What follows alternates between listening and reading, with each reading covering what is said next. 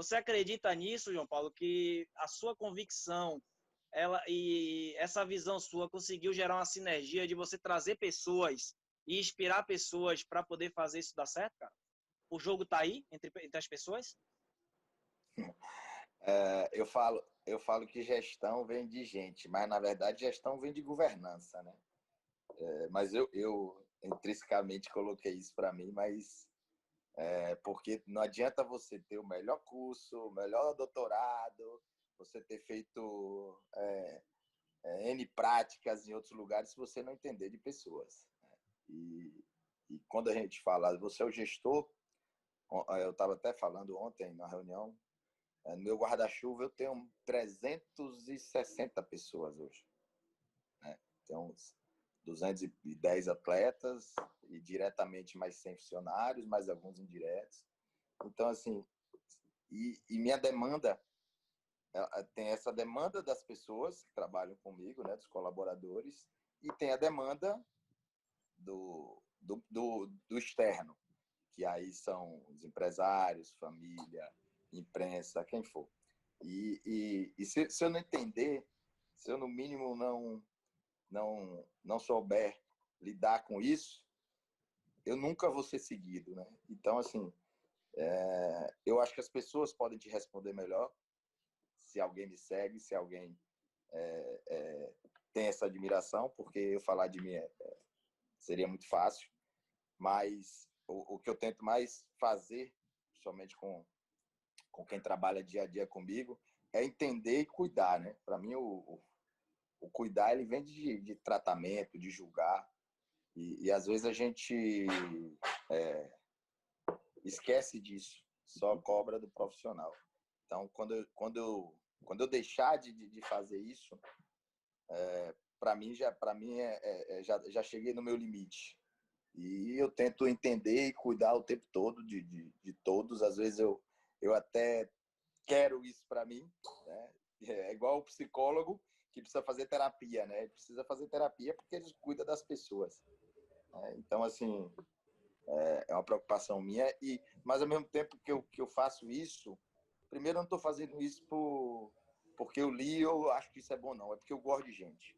Eu gosto de pessoas, eu gosto de casa cheia, né? Então, isso para mim é uma coisa bem natural. Mas, ao mesmo tempo, também eu cresço pra caramba com isso. Eu falo um case de Arthur Itírio, que é um treinador do juvenil. O que eu aprendi com o Arthur, cara, é o que eu te falei. Cheguei com o coração aberto, com o livro aberto, sem escrever, e ele estava já para ser demitido, já desacreditado e sem confiança, principalmente em quem ia chegar no clube, né?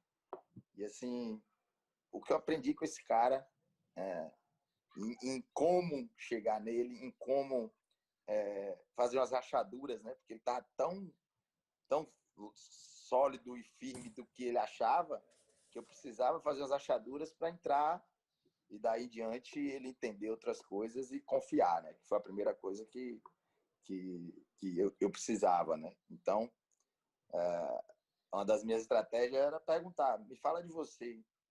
Ele queria falar, não, eu fiz faculdade na USP, eu fiz não sei o quê. Não. De você. E aí ele entra na cadeira, cara. Eu quero saber de você. Quem é você? Você é filho de quem? Você mora onde? Você é casado? Não sei o quê. E na hora nenhuma para falar de futebol. Então, assim, ao mesmo tempo que eu faço isso, eu aprendo muito com isso, né? Então,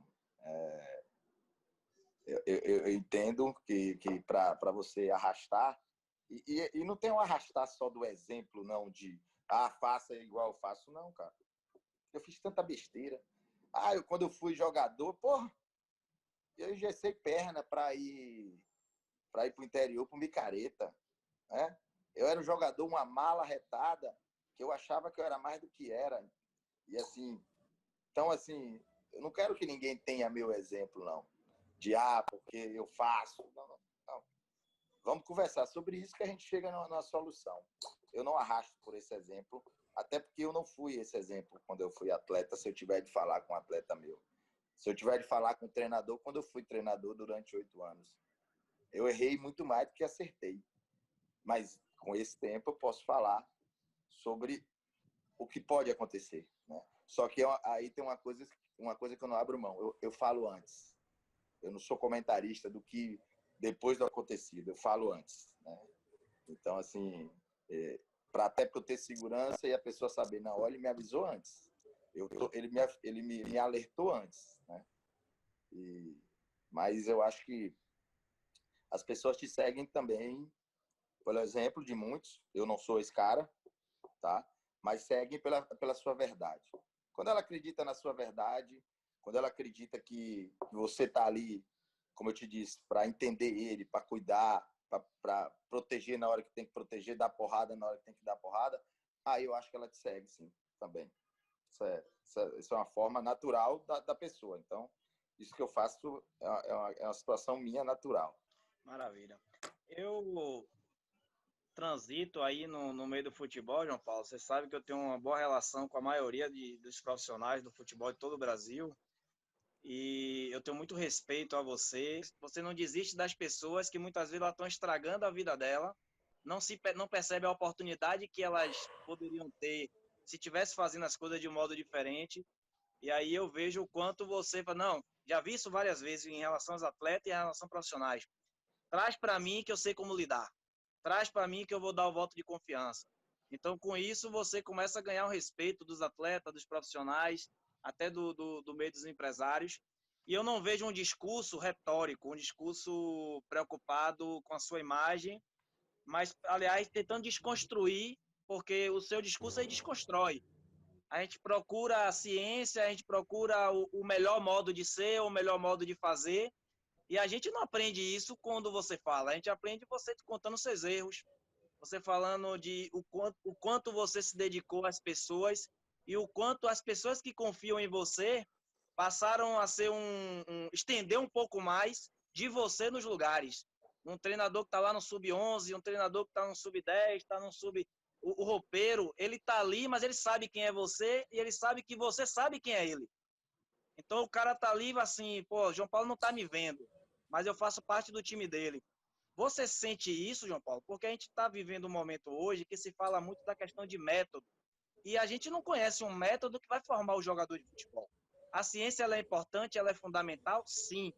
Mas eu percebo que cada vez mais a gente desaprende de pessoas e aprende de técnicas, de métodos. Fala um pouco sobre isso, João Paulo. Eu acho que isso é o dia a dia. Eu sou um cara muito presente no dia a dia dos que estão, né, trabalhando lá comigo. Aí, quando eu falo, é no campo, é em viagem, é na sala deles, por isso que é até difícil me encontrar, às vezes, em minha sala. Mas também eu sou um cara de muito feedback, né? Eu vou te dar um exemplo de um massagista. Uma vez ele estava acabando de chegar, a gente contratou ele, primeiro jogo ele levantou, deu um grito no juiz. Aí o próprio treinador falou assim, ó, o Palmeiras não deixa isso aqui acontecer, então se liga que ó quem tá lá em cima. Eu vou te falar agora, mas você pode ter certeza que ele vai te chamar a atenção. E eu falei para ele, né? Então, assim, esse comportamento que você conhece, às vezes, na nossa equipe, né, de trabalho geral, outro dia você falou sobre isso até da Gold Cup, né, dos atletas e da comissão técnica de Rodrigo, outra vez foi de Alemão. Esse é um comportamento que a gente discute muito, o que a gente quer passar, onde a gente quer chegar, né? E o que quer deixar de legado para esses meninos que irão passar por a gente, né? A gente é só uma ponte para eles. Então, assim, eu acho que tem esse lado de eu dar muito feedback. Não, isso aqui não é legal. Só para você entender.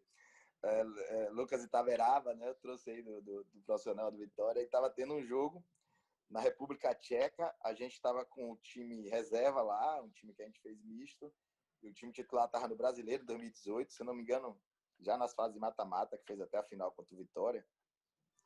E aí eu assistindo o jogo pela internet, e Lucas dando grito pra caramba lá no banco, não sei o quê.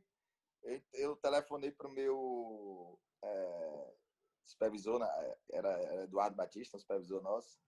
Ô, Edu, pergunta a ele se ele agora virou treinador. O que é que ele vai, se ele está focado aí mais no time, dando grito, ou em ajudar o treinador dele. E aí ele estava também um pouco desacostumado, estava fora. E aí ele depois falou, pô, foi mal, desculpa e tal. Eu falei, cara, você desconcentra até seu treinador. Você estava gritando tanto que eu estava incomodado de longe. Então, assim, tem esse lado também, porque é importante das pessoas também saberem onde ela está pisando, né? Então, quando ela chega no Palmeiras, ela tem nosso caderno orientador, case de base, quais são nossas metas, mas o método de trabalho, de treino é dele. Senão, eu não precisaria trazer, estou falando profissionais aí de todas as áreas, né? Da administração à técnica. Mas ele tem lá o que o Palmeiras procura, para onde a gente quer seguir, né? Igual a captação, quais jogadores perfil que a gente procura. Mas, assim, eu acho importante para você dar feedback, para você ter sucesso com a sua equipe de trabalho, com as suas pessoas, você dá um feedback, assim, eu acho importante. Até porque, às vezes, eu peço feedback. Então, eu dou naturalmente e isso depois fica mais fácil para você não ter esse tipo de atrito, de saber. É igual quando a gente perde, todo mundo já sabe. Perdeu, faz o corredor para bater palma. Pode ser para quem for, como foi e onde foi. Vamos reconhecer o vencedor. Então, isso aí já fica mais fácil quando você conversa, tá, diariamente, e dá feedbacks para que isso aconteça, entendeu? Entendi. João, a gente costuma falar muito hoje do perfil do atleta, né? E a gente, baseado nas coisas, nas experiências que a gente já teve, a gente costuma dizer que os atletas hoje ele tem menos iniciativa, menos protagonismo, né? E a gente fala até que tem medo de errar, medo de fazer, leva muito medo para dentro do jogo. E cada um diz o que é que identifica como medo, né? Você percebe também quando o treinador ele tem medo? E você poderia nos dizer quando é que esse treinador ele tem medo e ele consegue passar medo para os atletas? A primeira questão que a gente tem que entender é quem a gente é, né? Então, daí em diante, você vai melhorar os outros. O problema de hoje em dia, a gente reclama dos meninos. Os meninos são robotizados. A gente faz isso. A gente entra no campo e já está lá tudo montado para que o treino seja para eles. Eu brinco às vezes assim, eu falei, vem cá, gente, não está na hora de pijama treine, não, deles nem vir treinar, então pergunta a eles o que eles querem treinar. Quando está numa fase assim de finais de ano, que está acabando o ano praticamente da base, pergunta o que eles querem fazer hoje, vai. É a mesma coisa que a gente tem aqui, aquele projeto Favela. É o dia do menino tirar o time, o colete é deles. Até para eles aprenderem que eles vão ter que excluir alguém. Então a gente fala assim, cara, eles não têm autonomia. Eu não dou autonomia. É a mesma coisa dos nossos pais, ou da geração de pais que tem hoje. O menino não sabe brincar, não sabe cair. Claro, a primeira coisa que você faz é dar um computador para te deixar em paz. Você está querendo paz. Toma um computador e toma um celular. Por quê? Porque eu não quero perder o tempo de ir ali brincar com ele. Subindo a árvore com ele. Então, assim, a gente é uma geração que a gente é saudosista demais. Porque na minha época, porque eu fazia isso, eu brincava, andava na rua. O mundo muda. Então, assim, é uma coisa que, ainda bem, eu não sou saudosista, eu me adapto logo ao mundo e ao que vai acontecer e aos lugares onde eu estou. Então, quando a gente se enxergar também o que a gente dá demais e cobra muito, eu falo isso direto lá para meus treinadores. Você não acha que tem dia na semana que é jogo importante que eles querem sair do treino da favela, que é o treino do dia da criatividade, de jogar contra o time da favela, que é melhor dar um drible bonito do que um gol. É o dia deles escolherem o time. Do treinador interferir o mínimo possível. Quando ele tem um jogo importante, eles querem sair. Aí eles, não, poxa, dá para não ir treinar na favela. Não, esse é o melhor dia, é o dia que você mais ganha, que é o dia da autonomia dele saber o que vai fazer, né? Então, assim, e a gente fala muito sobre os desafios que a gente tem que dar para eles. E eles falarem um pouco, né? Uma vez eu falei com um treinador meu, eu falei, cara, quando é que você vai sentar na bola? Eu queria ver um dia você chegar e sentar na bola com 2, 3 atletas seus. Senta ali, conversa com eles. Não, chega, treino, tchau, vai embora.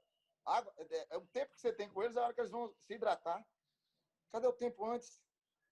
Eu chegava preparador físico que a gente às vezes forma lá tem aquelas fute-mesa no CT, se não me engano tem umas 3. Os meninos estão tão bitolados a chegar, esperar o preparador físico montar o trabalho, que eles estão vendo a fute-mesa e não vão brincar. Falei, sabe que a culpa é de vocês, não é deles não. Porque vocês estão criando eles assim. Não, deixa eles brincarem, deixa eles chutarem bola no gol. Ah, não pode chutar porque vai machucar, não pode bater, fazer um fute-mesa, cara. Deixa eles alegres, pelo amor de Deus. Então, assim, a primeira coisa que a gente tem que entender é a gente. Onde é que a gente tira o que você falou dos meninos hoje em dia estão muito robotizados, né? Estão sem autonomia. A gente tirou isso. Então, como eu posso fazer? Pronto. Essa é a grande pergunta, né? Porque às vezes as pessoas vêm para mim como quer que eu dê a solução, eu vou te dar. O problema às vezes é seu. Eu vou dar a solução do meu jeito. Mas vem logo com a solução que eu discuto com você. E a solução, por exemplo, para essa questão de autonomia, a gente faz. No primeiro mês que eu cheguei aqui, o Sub-20, a gente foi para a Alemanha, 2 torneios fora, Alemanha e Suíça, eu acho. Meu supervisor estava fazendo o check-in. Eu falei, hã? Ah, tá bom. Na volta, você não toca no check-in. Você vai dar o passaporte de cada um, uma sacola do Palmeiras se tiver de passar, e eles fazem o check-in. Hoje o Sub-11 do Palmeiras faz check-in sozinho, no Japão. A gente não leva roupeiro, né, para várias viagens. Os menores normalmente lavam a roupa dele. Então, assim, a gente consegue ter soluções. O problema é que a gente está preguiçoso e estão reclamando da violência, que acabou os campos, que isso. Só que a gente mesmo vai dar um tablet para nosso filho, para não brincar com ele. Sua filha tem um tablet, entendeu? Com certeza. Então, cara, entendeu? A gente é culpado pra caramba. E aí, estou te falando dos pais, da pessoa, mas isso também é para o profissional. Rapaz, João Paulo, uma das melhores conversas que eu tive com você foi saindo da Barra Funda, ali do CT do profissional, caminhando ali até a sua casa, a gente andando a passos largos por São Paulo e, ao mesmo tempo, eu tendo uma mentoria ali com você. Eu aprendo muito mais de coach com você do que até com muitos treinadores, cara, porque você me permite refletir muitas coisas. Tem muita coisa que você fala que não tem nada a ver com ciência, com o conceito, com o que eu leio no livro, mas que quando eu trago para a realidade, eu vejo assim, cara, pior que é desse jeito aí, cara. O cara explica no livro de uma forma diferente, mas aqui está uma forma viva do que está acontecendo.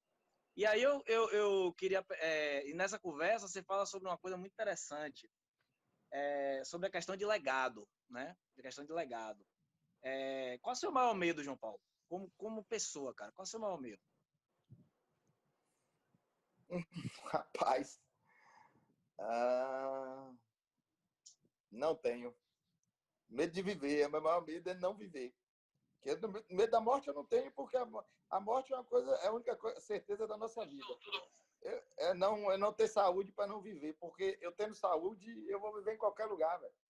Qualquer lugar, tranquilo.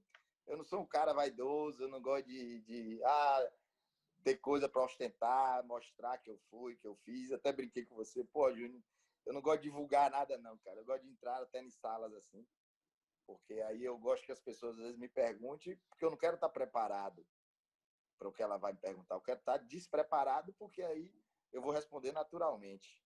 Então, assim, não tenho. Acho que o medo que eu tenho é de perder saúde e não poder viver, porque o restante, medo nenhum. Pois é. Então, isso te dá um estado de presença diferenciado, porque até a sua vida você se adequou ao profissional que você é. Se confunde, né, João Paulo? quem é você, quem é o profissional João Paulo. Acho que essa alegria que você vai, a alegria que você volta, sua vida está toda construída para atender hoje o profissional que você é. Muitas coisas você deixa de fazer pessoalmente para poder estar servindo ao propósito maior aí, que é o futebol. Tem um Claro. caso importante com o Arthur Tiro, que aí eu gosto de falar, que foi pessoal meu, que eu não consegui ir, que eu gostaria, que a gente fez uma final contra o Real Madrid, onde passou para o Brasil todo na época, 2, 3 anos atrás, e eu estava no processo com ele de amadurecimento e a gente fez um trabalho com ele fora do Palmeiras, e a pessoa que fez esse trabalho, ela me pediu: João, não vai, e monta uma equipe para ele ir, onde ninguém tome conta de nada. Ele vai ter que tomar conta do todo, porque era para ele evoluir como gestor, né? E assim, eu estava com passagem marcada para chegar na semifinal, se não me engano, a semifinal foi contra o Benfica e a final contra o Real Madrid. E assim, e os caras da ESPN me ligando e eu falava informações parecendo que eu estava lá, o presidente do Palmeiras. E nessa semana, essa psicóloga, coach que fez com ele, falou: João, não vai, porque se for todo o trabalho que a gente fez, vai por água abaixo, que você vai chegar e vai tomar conta de tudo, né? Eu não levei preparador físico, não levei supervisor, não levei treinador de goleiro, ninguém da equipe dele. Botei uma equipe bem diferente para que... E falei para ele: você toma conta de tudo.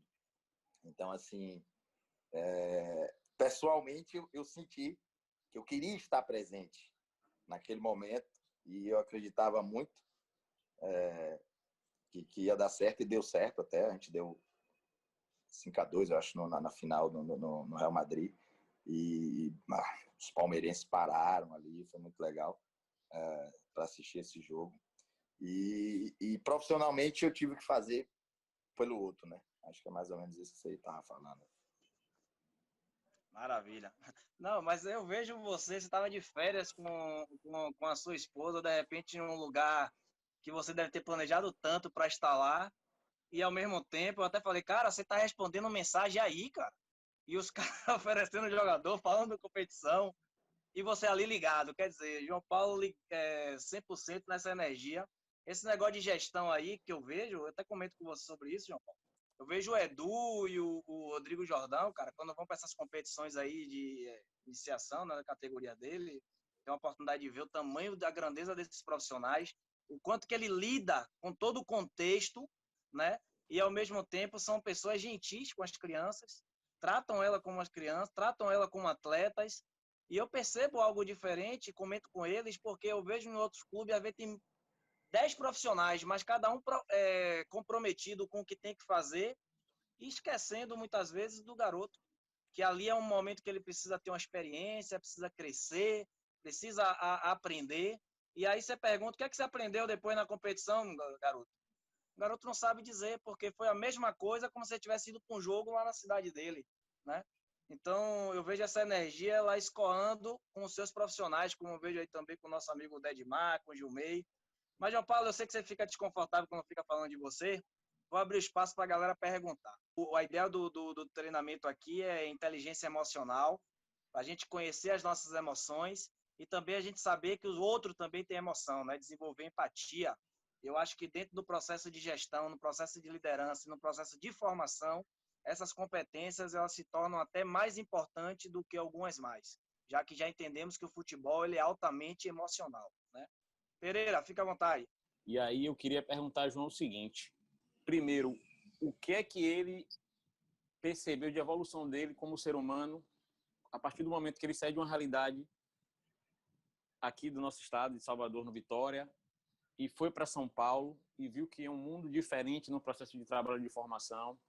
Eu tenho certeza absoluta que ele mudou o olhar dele para o início do processo, devido à outra realidade que se tinha, né? E a outra pergunta que eu quero aproveitar para fazer é, dentro do processo de trabalho que ele teve que implantar no Palmeiras, como foi que ele entendeu a filosofia Palmeiras e inseriu os conceitos de que ele acredita que é o melhor meio de formar atleta, porque você tem que mudar, você tem que se adaptar à cultura e trazer novos conceitos, né? Quebrar paradigmas, quebrar resistências, crenças limitantes, até porque o Palmeiras não tinha um histórico de base muito bom nos últimos anos e ele transformou o Palmeiras em uma outra realidade, né? Palmeiras hoje é o clube que todos os atletas querem ir, que é referência e que com certeza teve algum conceito que ele utilizou aqui na época. Eu queria entender um pouco disso aí. Cara, não tem muita diferença não, viu, Pereira? A única diferença é que é maior a dimensão em relação às expectativas, a outras coisas assim, mais de patrocínio, de cobrança, em relação, porque aparece mais em mídia, o que você faz no Palmeiras não, em alguns clubes, a maioria dos clubes do Sul, você tem mais mídia do que no Nordeste, no Norte, então isso é natural. Mas, assim, em termos de trabalho, não tem essa diferença não do que você faz. Agora, o que eu cresci foi uma coisa que me falaram até, né? De João, porra, antigamente eu às vezes falava, brigava com as pessoas muito em público. Hoje eu consigo ter mais essa noção de pisar no freio e brigar. Brigar que eu falo assim, de dar feedback ou de conversar na minha sala ou no lugar sozinho, mesmo sendo no CT. Eu me expus muito a isso e principalmente às pessoas. Então, acho que essa evolução é mais minha, porque eu ouvi, tá? Eu ouvi as duas, eu já ouvi as duas, três pessoas, não, João, nisso aí ele melhorou, ele parou e tal. Por exemplo, em termos de jogo, não. Eu fico lá na minha casinha, no poleiro, no CT, meu amigo. Os caras, porra, você não vai melhorar, não. Aí acho que a Amadeu falou, rapaz, você não tem jeito, não. Eu falei, não, aqui não. Aqui agora, se eu fizer isso, eu vou ter uma úlcera. Aí é João Paulo que não tem jeito. Essa situação que você citou aí, para quem não te conhece, não pode levar pro lado pessoal, né, velho? Se leva pro lado pessoal, não sabe o que vai estar perdendo. Mas tinha muita coisa assim que às vezes é casado também, né? Tem situação que eu caso com o treinador, deixa para mim, você faz isso. Quer que eu faça? Aí às vezes ele, não, segura aí e tal. Então, também tem coisas que às vezes eu não quero fazer, mas faço para o momento, para ele botar no colo e eu dar porrada, né? Então, assim, acontece quando é também individual também.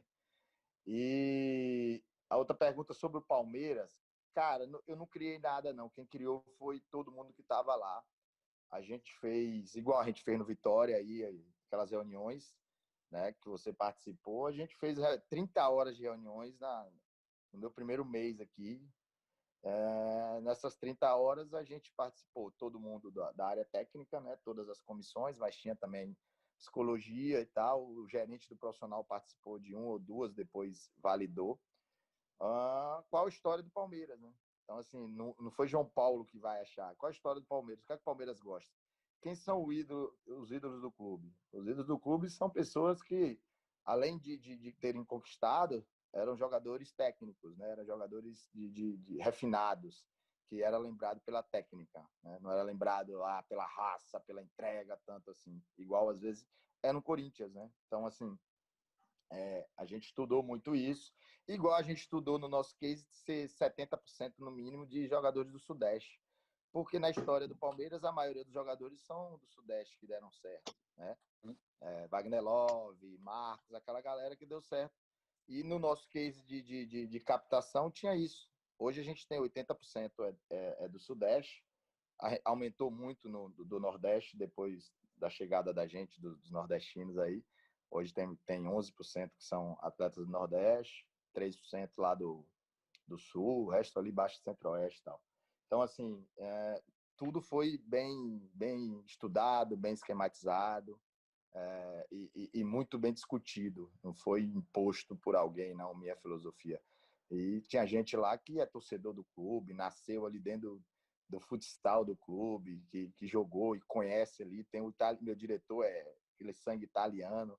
Então, todo mundo participou para a gente chegar nesse caderno orientador que a gente tem e que a gente construiu também no Vitória na época, para o que a gente ia procurar de jogadores. E isso será em qualquer clube que eu trabalhar. Então, é a história do clube, é a forma do clube, não minha. Eu percebi uma coisa em você, nesses anos, apesar de você estar em São Paulo, estar aqui, a gente não ter a convivência, mas você tem um olhar diferente hoje para as categorias menores. né? Eu vejo que você enxerga coisas que... Não que aqui você não enxergasse, é porque a nossa realidade é diferente, todas as dificuldades, todos os contextos. Mas, assim, eu percebi que você mudou isso aí. O que é que fez você enxergar isso aí de diferente?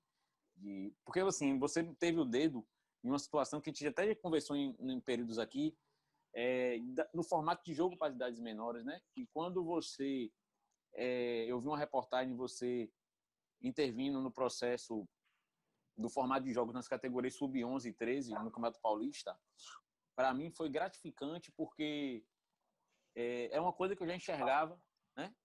E eu sempre vi as pessoas com muita resistência. E quando eu vi você intervindo nisso aí, eu vi que o processo estava em franca evolução, né? Tá, Então, vamos lá. Eu sempre fui, até porque eu cheguei com 11 anos para morar no Bahia. Naquela época podia alojar, né? Então, assim, eu sempre fui muito favorável a isso. E nosso histórico aí do Vitória de jogadores que chegaram nessa idade e deram certo, tem muitos. A grande questão foi, chegou num determinado momento do futebol brasileiro, principalmente do Vitória, que todo o investimento, mesmo sendo baixo, não estava valendo a pena porque a gente estava perdendo jogadores de graça. E aí você correto. lembra disso, que aí foi quando a gente conseguiu ter o contrato de formação, né? Se não me engano, 2012, 2011, quando passou. Mas até aquela fase ali, a gente perdia muitos atletas, né? E chegou times como o Cruzeiro a não ter mais essas categorias. O Inter, se não me engano, também. Então a gente parou para pensar um pouco sobre isso, até porque a gente poderia aproveitar esse investimento e os profissionais a partir de 15 anos, né, para trazer atletas. Coisa que mudou. E aí mudou a legislação, mudou a proteção. Hoje tem nosso grupo de coordenadores que a gente protege, né, nessas idades onde a lei não protege. E em São Paulo, ainda é guerra minha. A gente conseguiu, com muita gente lá, mudar a regra do sub-11, mostrar, até porque a gente já tinha experiência no Vitória de viajar, a gente foi para torneio dentro do Barcelona, né, que era de futebol de 7. Treinou bastante. Luanzinho. Então, assim, a gente... E aqui tem outra realidade que é o futsal. O futsal em São Paulo é muito forte, né? E a gente, esses meninos, eles jogam a maioria no futsal do Palmeiras. A gente capta muito do futsal de São Paulo. Então, assim, tem esse lado de você aproveitar e de você saber que ali... e tem um dado importante, esse dado foi até feito, essa pesquisa aí, Cícero, do profissional, dos 20 atletas mais bem, vamos botar 15, mais bem vendidos do Brasil para o exterior, só um não chegou nessa faixa etária nas equipes, entre 11, 13, 14 anos. Vamos botar da formação para baixo, do contrato de formação que não protege. Só um não chegou nessa faixa etária aí de 14 para baixo, que foi Paulinho, né? Paulinho que foi lá do Pão de Açúcar na época e não chegou nessa faixa etária onde se inicia. A grande maioria, quase todos, né?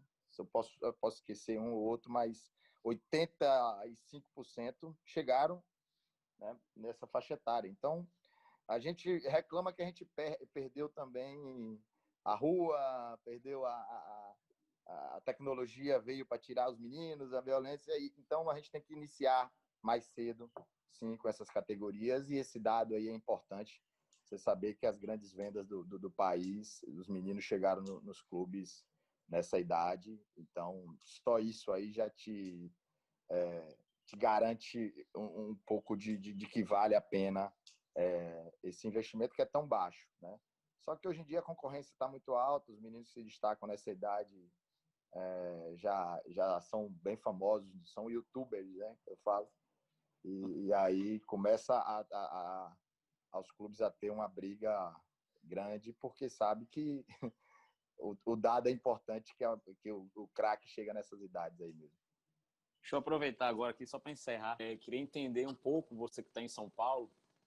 Acho que todo profissional ele tem o desejo de evolução, de crescimento, de buscar novos horizontes. E o que é que você acha que o profissional deve fazer? Não estou falando da parte tática e técnica, que você já deixou bem claro aí, que Isso daí todo mundo adquire. O que faz a diferença é o ser humano, como o cara age, como o cara enxerga.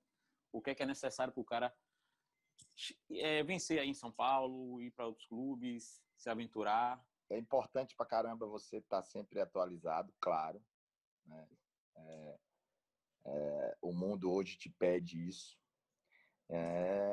A mim não, eu vou ser bem claro, eu só tenho fome do que me faz bem, isso é claro para mim, e eu tenho fome às vezes de ficar domingo ansioso e de ir com o controle na mão, eu tenho que ler aquele livro, não tenho, quem disse?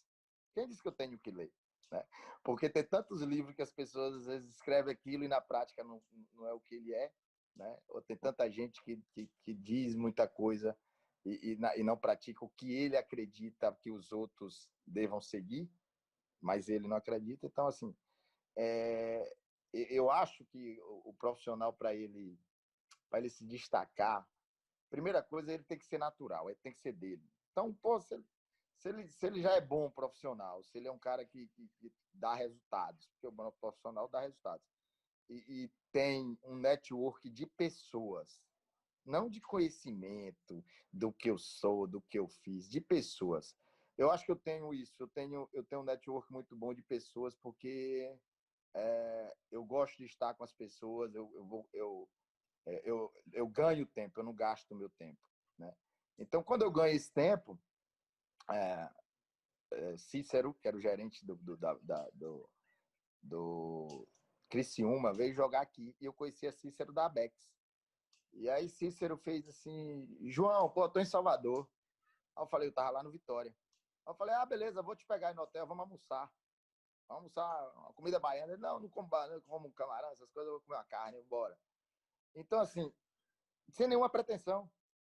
Cícero até, e foi Cícero, foi Cícero e Alexandre Matos, que me ligou quando eu estava aqui em Salvador, falando, João, tô querendo que você venha aqui no Palmeiras, que a gente quer te trazer, dá para você vir aqui passar o dia, amanhã ou depois, algo assim. E ele fala até hoje, cara, então quando você também, que não seja forçado, viu? Não, Claro. mas faça network com pessoas, não faça só com conhecimento que você tem, com currículo, com o que você publicou, com o que você ganhou. Faça com pessoas, porque muita gente enxerga isso, entendeu? Mas resultados, o que sua equipe te dá, você passa de exemplo, né? E aí eu posso falar de João Bussi. João Bussi eu vi lá no Mojimirim, trouxe, e, porra, tomei muita porrada aí na Bahia, aí, quando trouxe, Paulista e tal.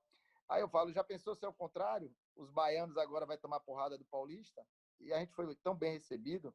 O mundo é tão pequeno, cara. O mundo está na palma da nossa mão hoje no celular e a gente está querendo ser discriminado quando as pessoas aí, como aconteceu na época com o João Bussi. Então, assim, você vai ver as ideias do seu time, o seu comportamento. Eu vejo muito isso. O comportamento dele no banco, né? A forma dele se impor com a arbitragem, com sua equipe, com todo mundo. Mas leva para você, faça network de pessoas, que aí é mais fácil depois você ter caminhos abertos. Maravilha, boa dica, João, porque eu costumo falar isso com as pessoas.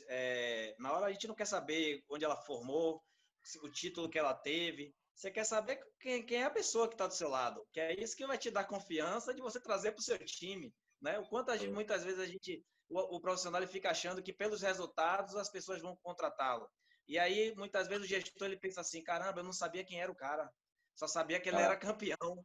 E trouxe o cara para o meu grupo que eu perdi meu trabalho, perdi meu tempo por conta disso. Mas valeu, João. Obrigado pela dica. Jairo. A minha pergunta, João, é o seguinte: a gente está formando atletas agora, né? Vamos lá, um menino com 10 anos, ele vai jogar daqui talvez a 10 anos. Eu queria saber de ti se tem alguma coisa que você podia fazer nesse processo, já que daqui a 10 anos o futebol tende a ter algumas mudanças, se tem alguma perspectiva nisso, de fazer alguma coisa para alcançar essa mudança ou visualizar isso. Fazer alguma coisa agora? Isso. Se tem alguma perspectiva disso. Eu acredito nos que vão chegar desde pequeno, mas também acredito muito nos que chegam hoje e não tem esse tempo todo no clube, tá? E aí entra a mesma coisa que eu te falei. Eu vou dar exemplo, Patrick de Paula. Patrick de Paula chegou há 2 anos da Copa das Favelas, com 18 anos, e preguiçoso, aquele jeito dele, carioca, cheio de marra, e a gente sempre acreditando nele, né, no talento que a gente viu, mas o comportamento tava deixando a desejar. Normal, até porque o moleque começou tão tarde, né? Então, tanto que a gente aqui não fica com o último ano no Sub-20, a gente só fica com a nossa média dos últimos anos, aí foram 2 atletas, né? Para que agora mesmo eu não tenho nenhum 2000 no Sub-20, e para que a gente, quando traga algum jogador desse, eu veja fora ou tenha dentro, como foi de Patrick, a gente acredite que ele vai profissional depois desse tempo que ele vai ficar conosco. Se a gente não enxergar isso, a gente não acredita. Mas, assim, acho que a resposta da tua pergunta para daqui a 10 anos, esses que começam lá, é autonomia. O jogo tem que voltar para o jogador. O jogo está muito na mão fora do jogo, sabe? Do treinador, do gestor, do analista de desempenho. O jogo é do jogador. Então, assim, é uma das coisas que a gente briga muito lá e tenta fazer dia a dia. O jogo é seu, não é meu. Eu falo que se der certo o treinador no dia do jogo, ele vai mudar o jogo no dia do jogo 5%. Que um cara entre bem, né?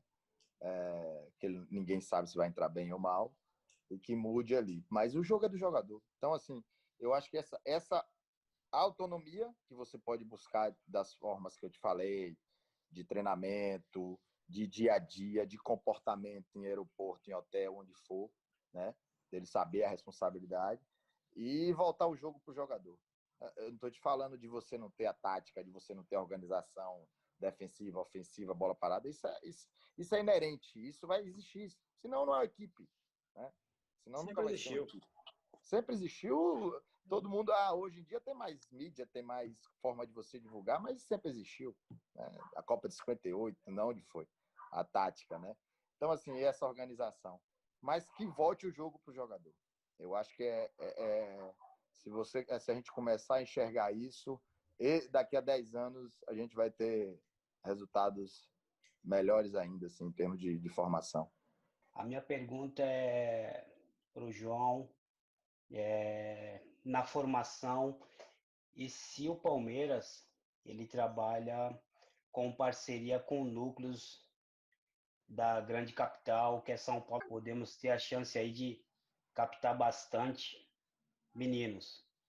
Eu falo isso, João, porque eu estou vivendo em uma outra realidade hoje aqui na Inglaterra, e os clubes europeus aqui, eles trabalham da seguinte forma: eles trabalham com uma parceria com núcleos, e esses núcleos eles formam os meninos para entrar dentro da academia do Manchester City, do Arsenal, do Tottenham, e aí sim o menino vai participar de um processo seletivo lá dentro, né? E a outra pergunta é se o Palmeiras ele faz esse trabalho, e se o Palmeiras ele oferece esse mesmo trabalho de formação para os treinadores do núcleo, né? O treinador do núcleo ele tendo uma chance de estar ali dentro da academia do Palmeiras, participar de toda a metodologia de trabalho, como o Palmeiras trabalha, ele aprender a realidade de um clube profissional, para aí sim ser capacitado para buscar o que o Palmeiras necessita. Vamos lá. Logo no início, assim, a gente juntou com a captação e trouxe 60 núcleos de São Paulo. Assim, núcleos que eu falo é projetos sociais, né? Escolinhas e tal. Nesses 60, eu falo que o Palmeiras, no Vitória também, a gente não dava nenhum tipo de ajuda financeira, nada. Mas o que a gente pode propor, e aí são as duas questões Uma essa que você falou, deles terem acesso ao nosso dia a dia de trabalho e também material. Por exemplo, às vezes na troca de material, tem muita gente em São Paulo e no Brasil todo, e próprio Salvador, acho que alguns de vocês aí já viram alguns projetos de Adidas. Então, na troca do material, isso eu não abro mão, né, de ajudar a esses projetos e bolas e algumas coisas que a gente tem e também abrir o clube. Eu acho que esse é o grande a grande sacada de abrir para os projetos, da gente ir, né? O Palmeiras fechou agora por uma questão até jurídica, mas a gente tinha duas avaliações toda semana em 2 campos de São Paulo, lá na Zona Leste e na Zona Norte, né? Onde a gente, quem quisesse fazer avaliação do Palmeiras faria. A gente fechou isso esse ano. No final do ano passado teve um problema de um menino bater a cabeça lá, e aí a gente teve que fechar porque precisava de ambulância e algumas situações que depois podia ser ruim para o clube, mas a gente fez isso durante 5 anos. Sabe qual foi o resultado disso? Tecnicamente, esportivamente, 0. Mas socialmente, a gente mostrou que a gente está aberto, que qualquer pessoa pode chegar lá e fazer essa avaliação, qualquer atleta. E todos esses dos projetos, eu acho que eu nunca fui no CT, nunca entrei no CT para não ter uma pessoa diferente lá fazendo estágio, né? A gente, na verdade, estágio que eu falo é observação. A gente deixa a pessoa durante uma semana fazendo observação o dia todo e aí faz alimentação no clube. Então, assim, quem foi e de onde foi, que não é, às vezes, nem conhecido meu. Às vezes eu quero saber, até porque às vezes eu entro no o CT um pouco mais fechado, até para os pais e tal. Então, assim, mas isso não abre mão da gente ser aberto às pessoas, da gente pelo menos e tratar bem. E aí eu acho que muita gente que foi em São Paulo que quis passar por essa experiência, né? E eu peço a minha equipe para que dê atenção, para que troque ideia, para que tire dúvidas. Mas a gente faz isso aí de uma maneira que a gente se sente bem, tá podendo trocar experiência, que às vezes você aprende com ele ali também. Eles vão mostrando, como você está falando aí, da Inglaterra, eu conheço aí, eu fui no Manchester City, na época que estava se iniciando, em 2009, levar 2 meninos aí do Vitória, o finado Arthur Maia e Romário, e eles também estavam sem saber para onde ir devido à cobrança do Sheik, que tinha acabado de comprar o clube, que ele queria ser a referência da Inglaterra, sempre foi o Arsenal, né, na formação. Ele queria passar do Arsenal na formação em 2, 3 anos. Eu acho que eles fizeram isso aí, até por causa do investimento que eles fazem, mas foi bom também ver ali que eles estavam sendo cobrados e eles não estavam sabendo para onde ir, ficaram na dúvida do que fazer com os 2 meninos que eu levei do Vitória na época. Então, assim, tem um crescimento de todo mundo. Mas os projetos lá, a gente tá junto de todos, né? E a gente tenta o máximo possível. Quando eu vejo, às vezes, reportagem na TV, eu já ligo. Vocês viram aí, quem conhece? Vai lá, procura. É importante. É bacana, João, porque você sabe que muitos clubes no Brasil hoje não abrem as portas, principalmente para os lucros, né? É difícil. E essa era uma dúvida que eu estou bastante tempo aí fora do Brasil, e essa era uma dúvida que eu tinha. E esse projeto que o Palmeiras faz aí é excelente, cara. E a gente vai para lá para treinar também, né? No nosso projeto Favela que eu te falo, uma categoria do Palmeiras de 10 a 15 anos, 10 é quando a gente começa lá no segundo semestre, para o sub-11 do outro ano, uma categoria vai treinar nas favelas, e muitos é nesses projetos. Nesses projetos aí a gente treina contra eles abrem 2 horas para dar o campo, porque tem que ser campo de barro e ruim. Então a gente vai também para lá. Então eles se sentem, ó, o Palmeiras está aqui, é fácil. E aí o treinador às vezes participa do treino, do projeto. Então para a gente estar lá também com eles, a gente pede ajuda deles também, não só ao contrário. O que falta para você poder um dia que a base brasileira atingiu o seu auge? Atingir o auge, eu acho que a gente já atingiu há muito tempo e ainda está no auge, tá? O Brasil tem 14 títulos mundiais e acho que 6 vices. Ninguém chega nem perto disso. Quando você fala que a seleção brasileira sub-20 é pentacampeã, né? Que já ganhou. E aí eu olho, aí todo mundo vai na Espanha, a Espanha ganhou um título e foi vice em outro. Aí depois vem a França, ganhou um título, foi vice em outro em 100 anos. É igual o modismo. A França foi campeã do mundo, todo mundo quer um Kanté, volante. Não, vamos procurar um Kanté. Perna ligeira, rapidinho, pode ser baixo. A Espanha foi campeão do mundo, todo mundo quer um chave. É totalmente ao contrário de Kanté. Não é perna ligeira, não corre com a bola, se desfaz da bola. E todo mundo esquece do que você é. Então, assim, é o que eu te falei. A organização, a tática, o dia a dia de uma equipe, ninguém vai perder porque isso tem o resto desde quando começou o futebol, né? Quando você vai ver lá aquela série lá do Sunderland, você já viu ali a organização já desde cedo. Quem vai chutar, de quem vai defender, de quem vai cobrar escanteio, muita coisa. Então, assim, o problema é que o modismo de quem ganhou, de quem tá bem naquele momento, faz você mudar. Mas a base brasileira, porque eu tirei uma foto aqui que eu falei há poucos dias, teve uma webmar da CBF. Só de jogadores sub-20, entre o ano passado e agora, até ir no jogador 2003.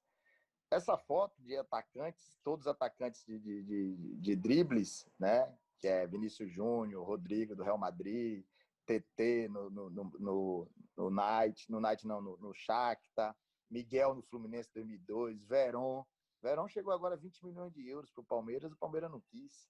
Eu conheço vários times, eu nunca saí nem com Vitória, nem com Palmeiras para chegar nesses torneios e de 20 torneios que eu vou, não ganhar 18, jogando, não é indo para ganhar, não, é jogando, de Barcelona, de Real Madrid, de quem for, sabe? Então, assim, no auge ela teve e sempre esteve, né?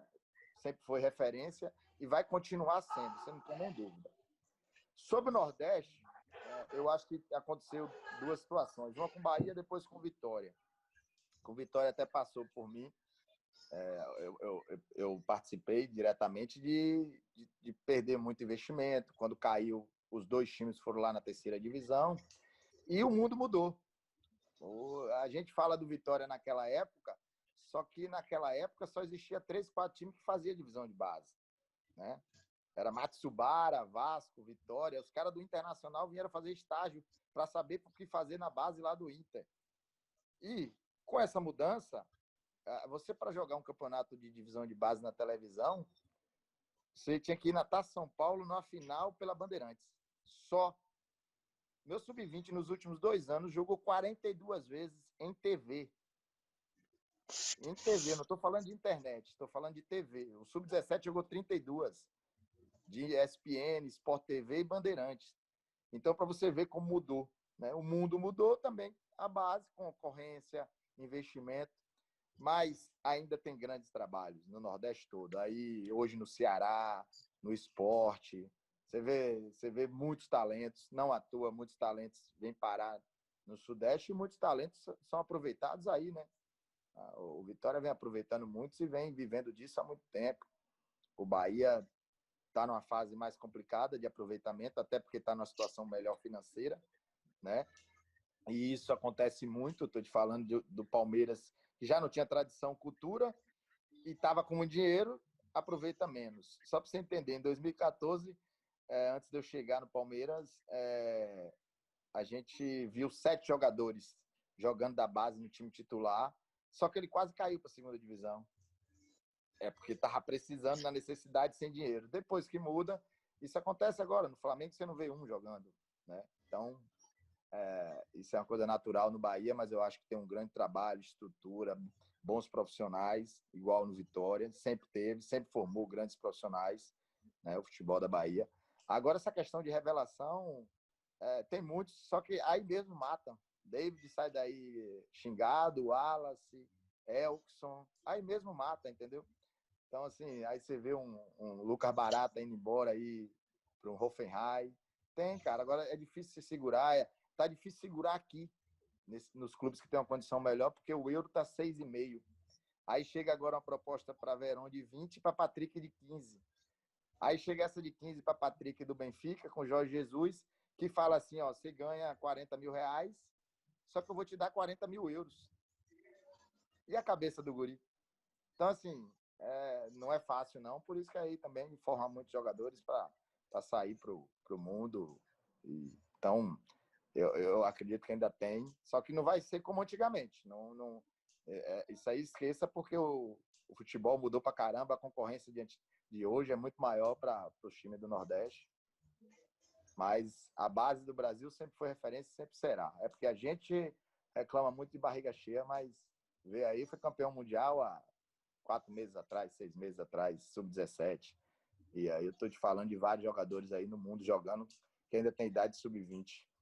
Dentro daquele pensamento de que nós somos selecionados por nossas qualidades e competências, né?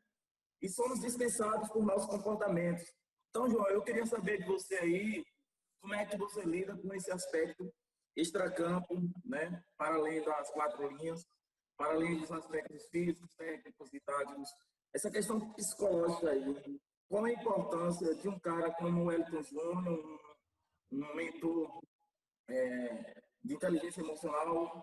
A gente sabe que, às vezes, o atleta tem é de alto nível, de qualidade técnica indiscutível, mas quando perdem em alguns aspectos de comportamento, né? Muitos são dispensados, ou até problemas emocionais mesmo, problemas familiares. Né? Nós vemos Dudu, como influenciou o problema emocional pessoal dele na tomada de decisão de vida dele. Então, como é que você, João, e todos, e como é que você lida com isso aí, com os seus atletas e sua equipe de trabalho? Tem uma frase que eu gosto muito: o talento, né, ou sua capacidade, te faz sentar em algumas mesas. O caráter vai te falar quanto tempo você vai permanecer. Né? Então, assim, eu acho, aí é uma coisa que eu falei na estante, da situação de Arthur, né? Que é muito importante. E como ele cresceu quando a gente colocou uma pessoa fora para fazer esse trabalho muito individual. Né? Eu acho que o trabalho coletivo, os treinadores já fazem isso muito bem. Né? Coletivo com a equipe também já fazem isso muito bem. Mas eu já fiz algumas coisas individuais e também coletivas, que a gente tem, claro. A gente tem a psicóloga do clube, que sempre está fazendo com os atletas, e aí são alguns viés diferentes. Mas tem o coach também, que a gente já fez, por exemplo, o Vitinho, né, que hoje está no Red Bull, um meia, eu precisava fazer um trabalho diferente. E agora, lá no profissional, também me pediram para 2. Um desses é jogador do Vitória, que é Luan. Né? Não, vamos pegar Luan ali, vamos indicar alguém e a gente vai atrás dessas pessoas. E toda vez a resposta foi muito positiva. Eu já vi João Bussi levar o Evangelista, e o Júnior conhece, também para fazer no Sub-20 na Taça São Paulo. Então, assim, tem que ser muito bem construído, mas eu gosto muito de construir no individual, porque no individual eu tento ir assertivo do que é. Eu tive uma reunião, por exemplo, antes, foi Souza Fleury, antes, para falar da pessoa que ela ia fazer e já tem outro treinador fazendo lá também, falar um pouco dele, para ela já ter caminhos de onde seguir, e foi super proveitoso. Acredito muito nisso, discuto muito com o Júnior aí, às vezes o que a gente conversa, e é um caminho sem volta, né? Um caminho que está acontecendo, a questão. Mas, independente de você também ter, às vezes você tem que tomar algumas atitudes. Eu acho que a de Dudu não é de falta de amadurecimento ou de alguém para guiá-lo, não. Era que ele precisava. É igual quando eu falo, o jogador precisa sair da cidade dele, do habitat dele natural, da família, de tudo, até para ele crescer como homem, crescer como pessoa, para o atleta aparecer melhor. Então, assim, tem momentos que você precisa dar um passo para sair dessa zona de atrito ou de conforto. E eu acho que Dudu, independente de se tinha alguém para conversar com ele ou para ele entender, era o momento dele sair, entendeu? Aí tem o limite do menino e o limite do clube. O limite do clube é a idade às vezes, condição financeira de poder fazer um sub-23 ou de poder continuar bancando o salário dele e amadurecendo ele em outros lugares, que é o caso do Palmeiras. O Palmeiras não tem sub-23, mas prefere que esses jogadores joguem em outros lugares. O Wesley, o ano passado, ainda tinha idade de junho. Gabriel Furtado está aí agora no Vitória. No Bahia, Arthur. No Londrina. Em vários clubes que a gente faz isso, né? Então, assim, primeiro é seu limite. Segundo, entra muito pela paciência da gestão, das pessoas e saber esperar o time dele. Mas tem o limite. Às vezes tem jogador que só vai amadurecer, principalmente fisicamente, em todos os sentidos, aí depois dos 20. Aí já fica mais difícil para o clube. Se o clube entender e tiver condições financeiras de ficar bancando isso, ótimo, né? Mas é você também enxergar esse talento e protegê-lo, né? Se você não protegê-lo como? O proteger é tirar do campo. E a gente faz muito isso. Não, ele não vai jogar. Ele está precisando disso porque eu tenho que tratar dele. E aqui é muito claro. A gente é forte das partes para o todo, não do todo para as partes. E as partes é o individual. De eu falar assim, ó, esse menino precisa ficar 6 meses parado fazendo trabalho na fisiologia, onde for. Agora mesmo um goleiro nosso no tratamento clínico, às vezes de GH mesmo, porque tinha que ser o último estágio dele, e ele não pode jogar até para ver se ele vai conseguir crescer, que você já viu que não dá mais. Então, é você entender as partes, não o todo. E tem muita gente que acha que o todo faz com que as partes sejam mais fortes. Aqui a gente é bem claro, é o contrário. As partes fazem o todo ser mais forte, e aí você vai entender cada jogador, vai saber, às vezes está com a maturação mais baixa, você tem que saber que ele só vai dar esse resultado depois e ser bem claro. Isso a gente não abre mão. Com o atleta, com os pais, com o empresário, ó, ele não vai conseguir, ele vai sofrer. Agora ele vai ter que passar a ficar sem jogar, que é a coisa que o jogador menos gosta, né? Mais fica irritado. E dar esse tempo aí para ele. E às vezes a gente consegue, como eu estou te falando, um case de sucesso, mas teve muitos que não deu certo. Olha um case de sucesso, Patrick de Paula. A gente esperou até o último ano de junho dele. E um cara que já vendeu mais de 70 milhões de euros se chama Carlos Henrique. Ele foi o artilheiro do Campeonato Português agora pelo Benfica. Ele era zagueiro nosso.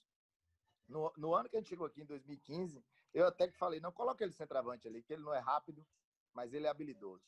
Em 10 jogos, ele fez 12 gols no Paulista. Aí, não quis ir, o profissional não quis aproveitar, saiu livre, foi parar em Tubiara, de lá, segunda divisão, já foi vendido para o Mônaco, do Mônaco para o Napoli, do Napoli para o Benfica, mais de 70 milhões de euros. Então, a gente também não teve a paciência. A gente errou de falar assim, ó, podia segurar ele, renovar o contrato. E tem os cases de sucesso e os que você erra. Só erra que eu falo como clube, né? Então, é difícil você ter essa fórmula. Mas passa muito pela gestão ali, tanto das comissões como de quem é o gestor do clube, de proteger esse atleta.